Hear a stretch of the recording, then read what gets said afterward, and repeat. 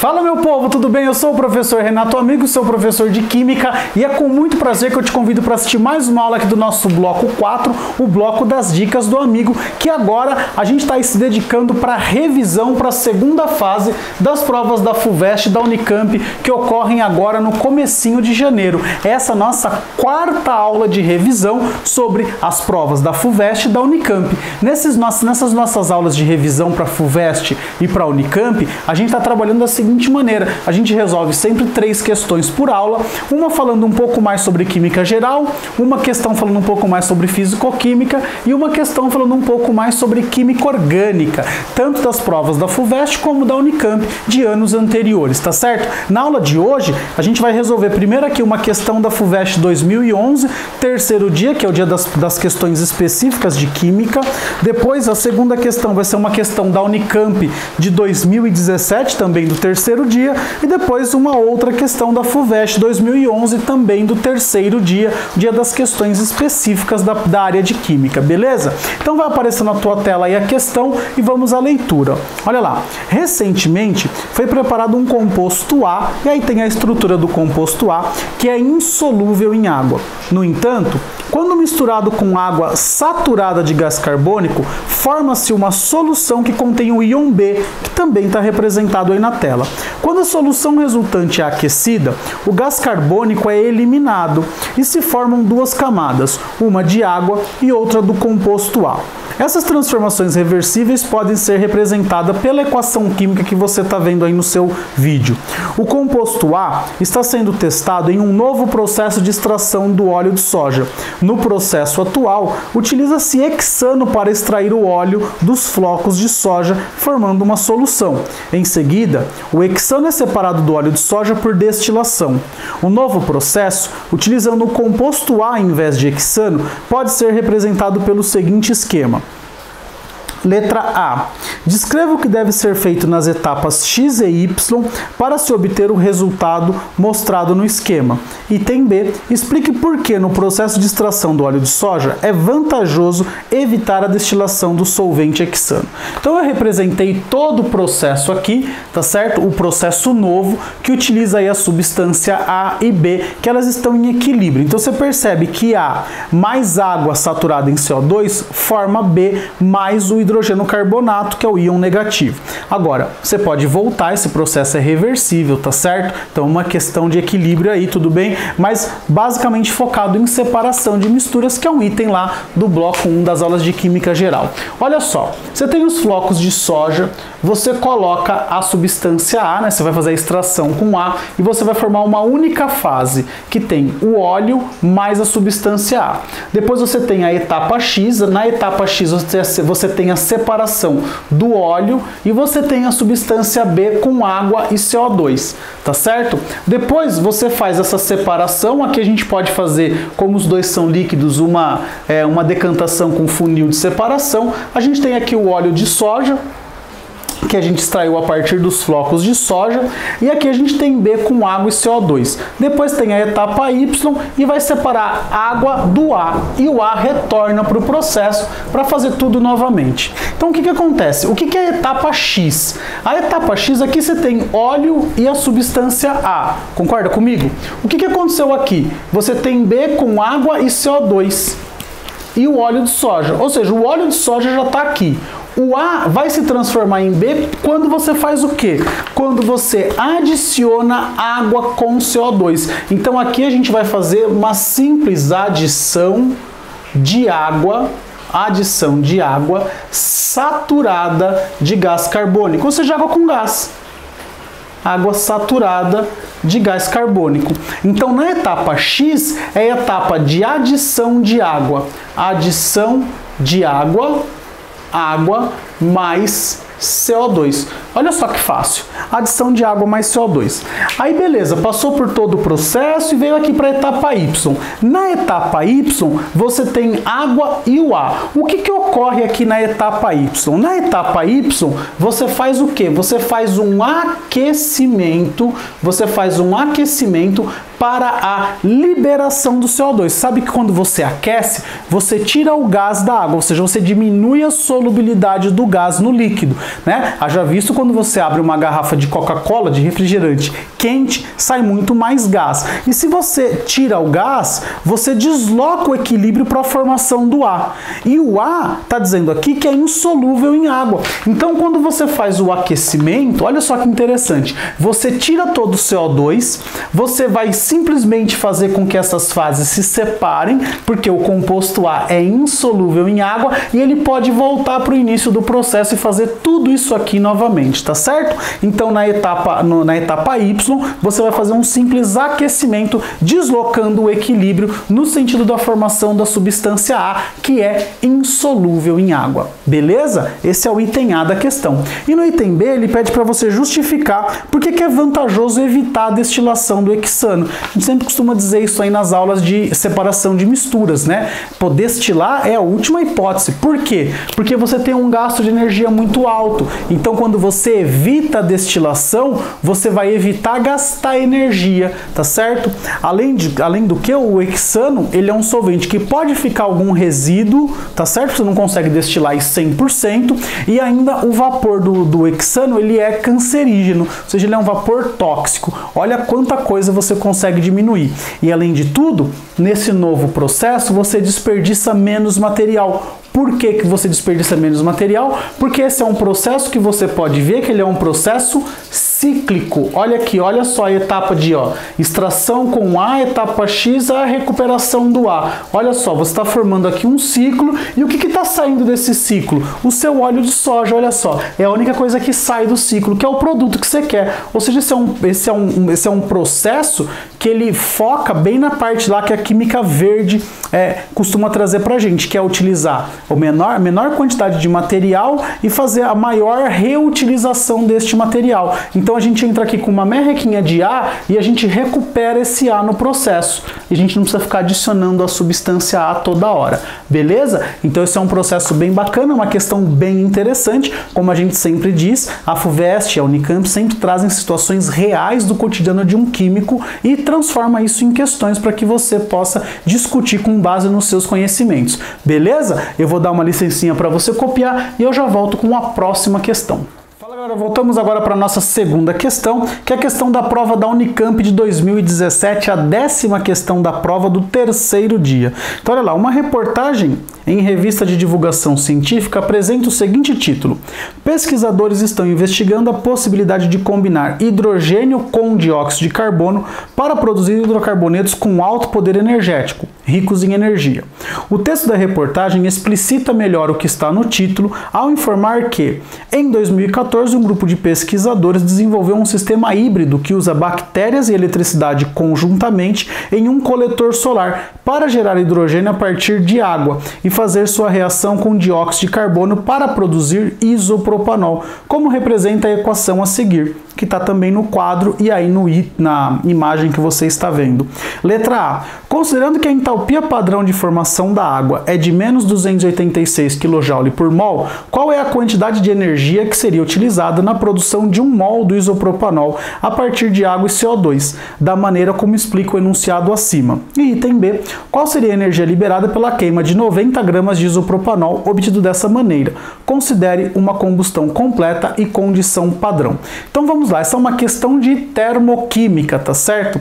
E no primeiro item aqui, ele está te falando que a entalpia de formação da água é menos 286. Então a gente tem essa equação que está dada, né? 3CO2 mais 4H2, formando o isopropanol, mais 5 meios, ele colocou 2,5, né? Mas 5 meios de O2. Diz que o ΔH disso aqui é mais 862. E quando a gente fala em formação da água, é a formação de 1 mol da água a partir das substâncias que a compõem, dos elementos que a compõem, nas formas alotrópicas mais estáveis como substâncias simples. Então você tem H2 mais meio de O2 formando H2O. O ΔH disso aqui é menos 286 kJ. Como ele disse que para a produção aqui ele vai usar como reagente ele vai usar como reagente gás carbônico e água, então a gente tem que eliminar com H2. Então, para eliminar o H2, eu inverti essa equação de formação da água e eu multipliquei por 4, porque eu tenho 4 mols de H2 aqui. Então, invertendo essa equação e multiplicando ela por 4, eu tenho 4H2O, formando 4H2 mais 2 de O2. Eu inverti o sinal do ΔH e também multipliquei por 4 aqui. Agora, eu posso cancelar o que está igual em lados opostos, e olha o que me sobra, 3 de CO2 mais 4 de H2O, formando 1 mol do isopropanol, C3H8O, mais aqui, ó, 2 mais 5 meios, então aqui eu posso dizer que eu tenho 4 sobre 2, mais 5 sobre 2, vai dar 9 sobre 2 de O2. O ΔH disso aqui vai ser igual à somatória desses dois ΔHs aqui. Isso aqui vai dar exatamente 2006 kJ, que é a resposta do item A, 2006 kJ por mol de isopropanol. Então, essa energia que você precisa para esta produção. Vez que isso é uma reação endotérmica, você precisa fornecer essa energia para que essa reação ocorra. E a gente fez o quê? A gente simplesmente usou a informação da formação da água, né, da entalpia de formação da água. Eu precisei inverter essa equação, multiplicar por 4 para poder chegar na equação que o exercício me forneceu, tá certo? Ele, na verdade, ele quer que os reagentes sejam o CO2 e a água para a produção do isopropanol. Depois, no item B, está dizendo qual seria a energia liberada pela queima de 90 gramas de isopropanol. Se eu estou falando em queima ou combustão completa, é só você olhar para cá e inverter essa equação. E aí, a gente invertendo a equação, a gente chega em C3H8O, que é o isopropanol, mais 9,5 de O2, formando 3 mols de CO2 e 4 mols de água. Eu sei que 1 mol, então, do C3H8 vai liberar, né, 2006. Ora, porque se para obter ele eu preciso de 2006, para queimar ele eu vou liberar 2006 kJ, tá certo? Então, eu calculei a massa molar do isopropanol, que é 60 gramas, então 60 gramas liberam 2006, 90 gramas vão liberar X. Se você perceber daqui para cá, é metade, né? É o 60 mais metade. Então, vai ser o 2006 mais metade de 2006, que dá 1003. Então, aqui o nosso X vai ser menos 3009 kJ, ou seja, será liberado 3009 kJ, tá certo? Que é os 2006 mais metade, que é mais 1003. Então, uma conta bastante simples de se fazer. Na verdade, as duas contas matematicamente muito simples. O importante, o legal é que você entenda a parte química do negócio. Então, primeiro aqui a gente usou uma lei de Hess, depois a gente fez uma estequiometria com energia. Beleza? Tranquilo? Eu vou dar uma licencinha para você copiar e eu volto com a última questão dessa aula. Fala, galera, voltamos para a nossa última questão da aula de hoje, questão que caiu na prova da FUVEST de 2011, também terceiro dia, ou seja, as questões específicas de química. Essa foi a sexta questão, uma questão de orgânica. Então vamos lá. Aldeídos aromáticos reagem com anidrido acético, produzindo ácidos com uma ligação dupla entre os dois átomos de carbono adjacentes ao grupo carboxila, como exemplificado. Tem a reação aí. Fenóis também podem reagir com anidrido acético, como exemplificado. Também tem a reação aí. Um novo polímero, PAHF, foi preparado a partir da vanilina por uma sequência de etapas. Na primeira delas ocorrem duas transformações análogas às já apresentadas. Seguem as representações da vanilina e do PAHF. Letra A. Escreva a equação química balanceada que representa a reação da vanilina com anidrido acético. Aí depois tem uma continuação aqui, ó. O composto aromático obtido na reação descrita no item A pode ser transformado no polímero PAHF pela seguinte sequência de reações: hidrogenação, hidrólise e polimerização. Letra B. Considerando a ligação entre duas unidades monoméricas no polímero, como se pode classificar o PAHF? Seria uma poliamida, um poliálcool, um poliácido, um poliéster ou um polialdeído? Explique. Então vamos lá, uma questão de orgânica clássica onde ele coloca dois modelos. E eu estou destacando os modelos, nem estou destacando tanto a reação, porque se você entender isso aqui, você faz esse aqui facilmente. Então olha lá, quando eu tenho um aldeído aromático, reagindo com o anidrido, o que vai acontecer? Eu vou ter basicamente uma cadeia sendo formada com 1, 2, 3 átomos de carbono, sendo que eu tenho a função ácido lá na ponta e no carbono adjacente, ou seja, no carbono vizinho, essa função ácida é uma dupla ligação. E aqui eu tenho a eliminação de um ácido acético. Então eu tenho 1, 2, 3, 4, 5 carbonos. 1, 2, 3, 4, 5 carbonos fora o anel aromático. Você vê que teve conservação aqui, tá tudo bonitinho. Na reação de baixo, ele diz que os fenóis também reagem com o anidrido acético. E aí o que vai acontecer? Vai formar o quê? Vai formar um éster, tá certo? Com apenas um carboninho aqui do lado. Ó, um éster com um carboninho aqui do lado. E aqui mais um ácido acético. Olha só, eu tenho 1, 2, 3, 4 carbonos. Aqui eu tenho 1, 2, 3, 4 carbonos. Você já teve conservação no número de átomos de carbono. O que você vai imaginar? Neste oxigênio, você vai simplesmente ligar C+OCH3. Neste oxigênio, você vai ligar C+OCH3. Tá certo ou não? Agora, se você olhar para a estrutura da vanilina, olha só. Ela tem um lado que é um fenol, tudo bem? Ou seja, vai acontecer isso aqui de um lado e ela tem um outro lado que é um aldeído. Vai acontecer isso aqui do outro lado. Então basta que você pegue e reaja com duas moléculas do anidrido em questão e você simplesmente vai copiar o que aconteceu quando era o lado fenol deste lado aqui, que é o lado que estava o fenol, e o que aconteceu com o lado do aldeído deste lado aqui da estrutura. Então vamos fazer isso? Olha só, aqui a gente vai ter a ligação com um átomo de oxigênio e depois aqui, ó, olha só, dupla O e um CH3, beleza? Olha só, eu peguei isso aqui e coloquei desse lado aqui. Agora eu vou pegar isso aqui e colocar desse lado aqui. Então a gente vai ter aqui, ó, 1, 2, 3, aí liga aqui uma dupla O com OH, e aqui a gente vai ter uma ligação dupla, mais duas vezes o ácido acético aqui, porque ele pediu a equação balanceada. Olha só, então esta é a equação.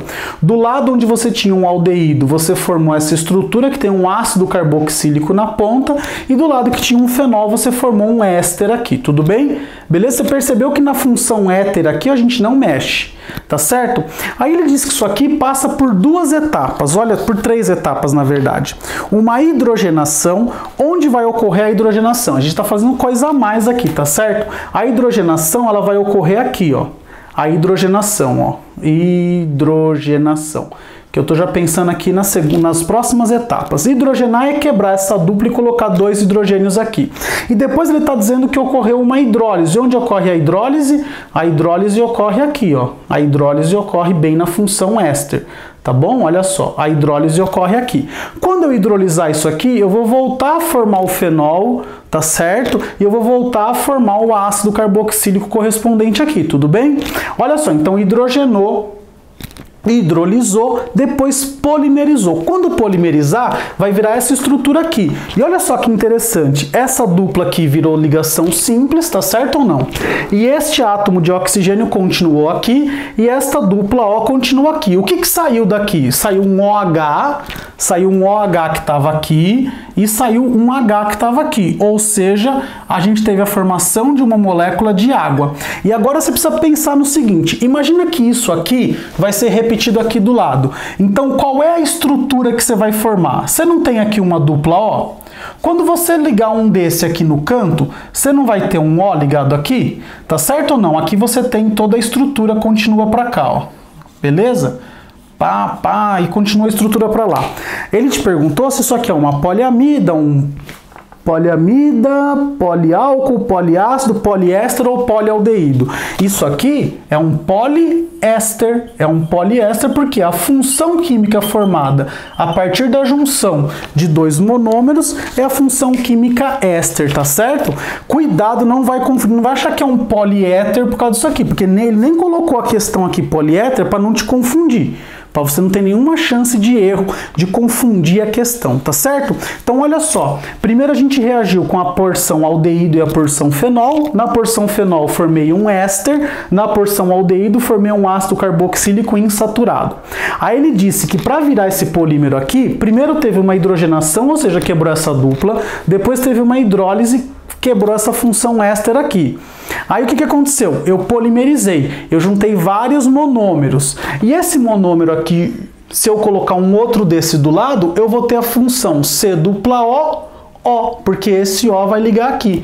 E aí se eu tenho C dupla O, eu tenho um poliéster. Beleza? Maravilha? Eu vou dar uma licencinha aqui então para você poder copiar essa lousa e eu volto para dizer que infelizmente mais uma aula de revisão aqui no nosso canal chegou ao final, a nossa quarta aula de revisão para as provas de segunda fase da FUVEST da Unicamp. Se você chegou até aqui e não é inscrito no canal, eu peço que você se inscreva no canal. Se não curtiu o vídeo, por favor, se não curtiu ainda o vídeo, por favor, clique no botão curtir se você achou que esse vídeo foi legal para você. Se conhece alguém que vai prestar a segunda fase da FUVEST ou da Unicamp, por favor, compartilhe esse vídeo aí nas suas redes sociais. Se tem dúvida, sugestão, crítica ou elogio para o canal, deixa um comentário aqui no YouTube ou envia um e-mail para mim no quimicadoamigo@gmail.com. Se você quiser conhecer todo o nosso trabalho, todo o nosso projeto, é só acessar o nosso site, o www.quimicadoamigo.com.br ou o nosso canal no YouTube.